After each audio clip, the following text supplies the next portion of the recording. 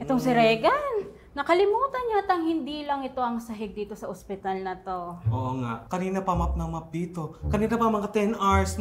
Bro, uy, kakamap ko lang dito Talaga Sino Nakintab mo? niloko mo? Palibhasa kasi, alam mo na dito dadaan si Dr. Annalyn. Pero may iba nga. Ano? Change topic? Hindi, seryoso kasi. Sige, go. ano? Pwede pala yun. Yung simpleng sakit ng ipin, magkakaroon ka ng sakit sa utak. Oo. Pero kami rin nagulat eh. Ay, eto tanong. Kung kayo nasa posisyon ng pasyente, anong gagawin ninyo? Ikaw, Reka. Ako? Oh, ikaw. Di mangyayari sa akin yun. Tigas-tigas kaya ng bagang ko.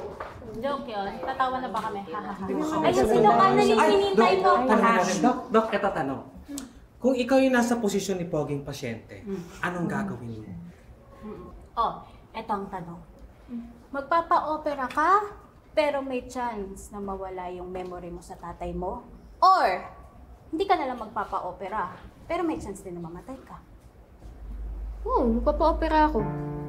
Wala man akong magandang memory sa tatay ko eh. Yung memories ko lang sa kanya is yung paano niya kami sinaktan ni nanay, paano niya kami iniwan.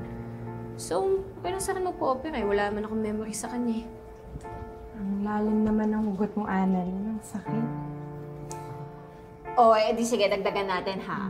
Pag nagpa-opera ka, mawawala yung memory mo sa tatay mo, pati yung pagka-genius mo, mawawala. Good question. Magpapa-opera ka pa rin?